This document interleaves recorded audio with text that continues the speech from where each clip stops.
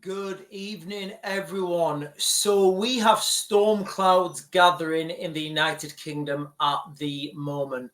What I'm talking about specifically is the 7th of October anniversary moving closer and closer. So right now in the streets of London, as I understand it from the mainstream, we have got tens of thousands of people. I don't know what they're calling themselves, whether they're calling themselves a vigil, whether they're calling a anti-war demonstration, whether they're I don't know what they're calling themselves.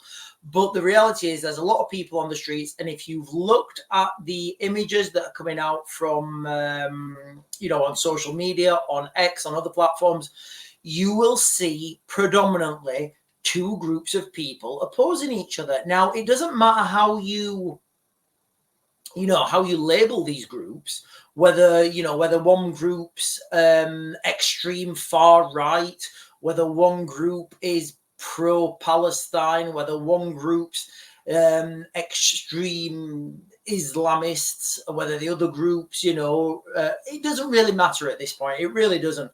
The seeds are set, the game's afoot, let's slip the dogs of war. So what you've got at the moment, I'll just share this screen. Oh, in fact, no, I won't. I've destroyed it. No, there is that. Sorry. Yeah, so we've got, I'll read you the headline and then we'll get into it. So tens of thousands of people join pro-Palestine protest in London. So the dates that they're doing these protests, so I don't understand what they're protesting. If they're protesting on the 7th of October, that would be the anniversary of the attack that Hamas put into Israel. So what are they protesting exactly? I just don't understand the terminology. I don't understand the thought process behind it, and I just don't really understand the whole fiasco. So let me close this. So that on the streets right now, guys, this is what you're going to have. You're going to have these things build up again and again and again.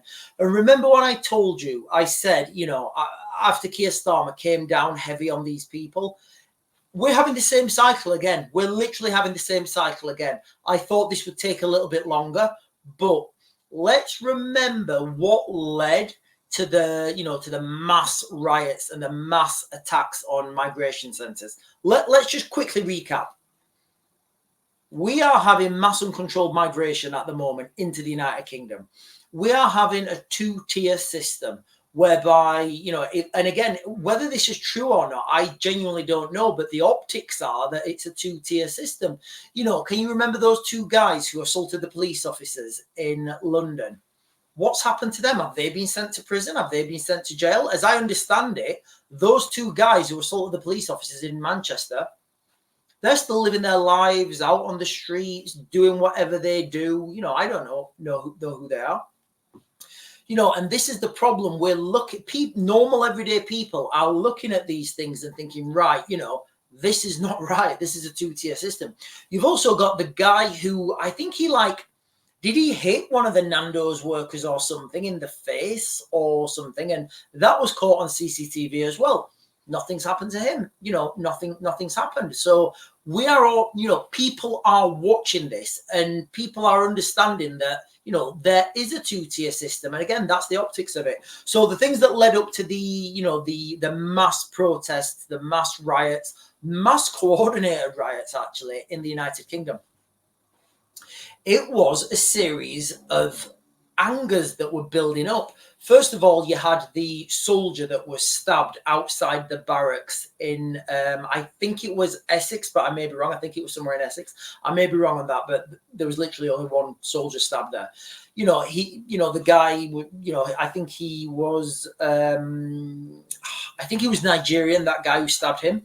Incidentally, the guys who stabbed Lee Rigby, they were Nigerians as well. Anyway, so you've got that, and it seemed like nothing happened. But people were angry. People, people took a back seat. People said, right, you know what, I'm angry, but, that's kind of going to be it. I'm just going to be angry at home.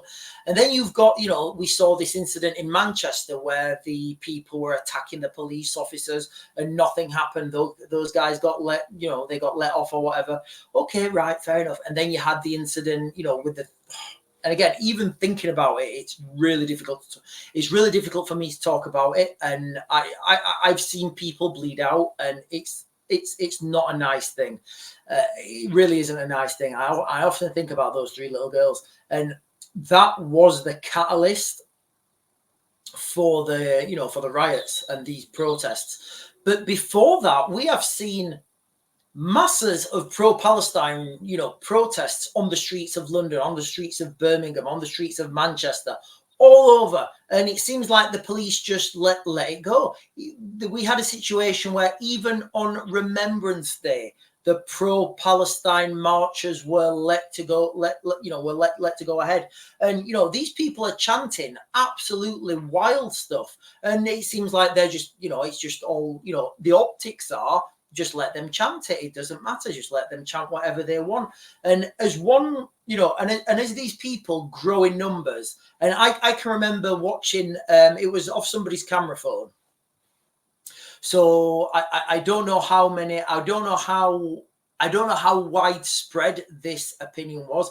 I don't know whether it was just one guy or whether this was what was happening to all police officers. But I saw somebody filming one of the pro-Palestine marchers, that were chanting all this stuff. And one of them, it was really poignant. He was berating a police officer, he was saying stuff like, protect us, you police officer. You make sure you protect us. And he was calling the policeman a slave. And I just thought, wow, and the more I think about it, the more I'm like, you know what? If you were to take a step back from this situation and look inwards, forget everything, forget. Imagine you're an alien. You're an alien right now, and you're looking in at this situation. It would be hard to disagree with that assessment if you were an alien. If you're an alien and somebody said, right, those guys are the slaves for those guys, they have to protect them and look after them, it would be difficult to, disagree with them, because when you see how the police dealt with perceived right-wing protests, it is a totally different, it is totally different. It's worlds apart. So what we're having right now, guys, like I said at the beginning of this video, we're having storm clouds gathering, whereby we're going to have more and more protests on the 7th, which is, Monday, I think? Yeah, Monday. On the 7th, there's going to be, lots of protests, lots of counter protests. Now, if there's incidents, which I would suspect there will be, if there's incidents, which again, I suspect there will be, then this is going to be the build-up, and it's going to be the build-up. Remember what I said about the boiling pot. Right now in the United Kingdom, we have a boiling pot, and the flame is still hot. And all that Keir Starmer has done by putting people into jail is bolt that lid down shut. Because if we start to see light tactics by the police, if we start to see light or no arrests or no sentencing for these people who are at these protests and if they do turn into riots, if we see more of this 2-tier system, remember the demographic that I talked about. We've got a demographic of young white men, young white men at the moment who are angry. They feel like they've been forgotten about, and they're the people who are going to have to build this country on their shoulders, when whatever happens in the next couple of years happens. Those of you who've been following this channel, you know what I think. I think we're heading towards a global conflict of an industrial scale.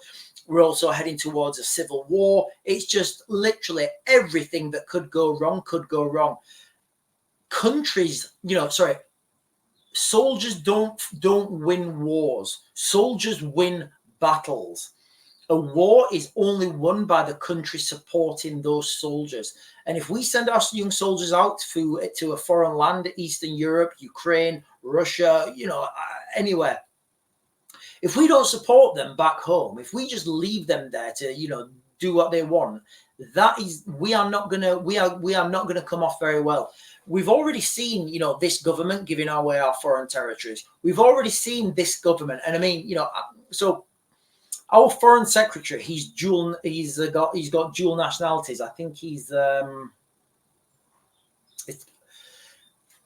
it eludes me, but he's got dual nationalities, which I think is a problem if you're the foreign secretary of the United Kingdom, because surely you need to have the United Kingdom's interest at the forefront, not potentially split 50-50 between your two nationalities. You know, so we just have absolute catastrophe, and that's the way we're heading. Storm clouds really are gathering right now at the moment.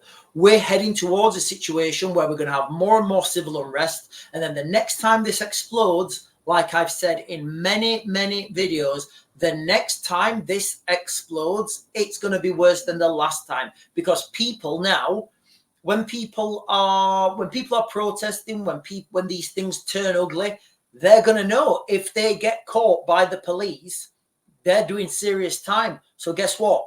They are going to, you know, do everything they can to not get caught by the police. Let me put it, I'll try and give that in a military context.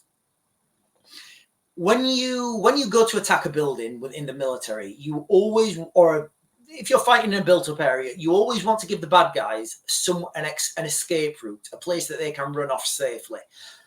That gives you the opportunity then. Sorry, that gives them the opportunity to run off. If you don't give them the opportunity to run off or retreat or withdraw, whatever you want to call it, that means that they're holed down in a location, and then they will fight, you know, to literally to the bitter end. So rather than having, you know, 6 guys in a room and they are defending that because they know that what's coming isn't very good, you give them the chance to run off, which is what we've not done in the United Kingdom. We've not given people the opportunity to, you know, to run off, to let off that steam. It's just not happening. We have just got the big, heavy pan and we've bolted it on the lid, and that is all Keir Starmer knows what to do.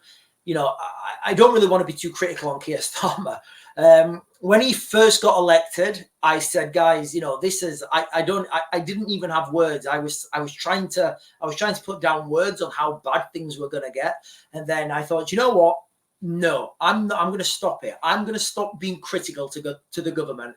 I'm going to try and be as constructive as I can. Didn't last long. It's very hard to be, it's very hard to be constructive when it just looks like they're all out for what they can get. They are literally all out for a good old freebie, a nice little bit of a donation for a donor. And guys, honestly, let's all look into Lord Ali, who he is, where he made his money, and who he used to associate with. Do we really think those associations have gone? Anyway, guys, I am going to magdegrade. I just wanted to get a quick video out there, let you guys know that storm clouds are gathering. There's going to be more hostilities on the streets. It has to happen. Right now, it's just a part of the way things work. Anyway, guys, like I said, I'm going to magdegrade. I'll try and get you guys another video later.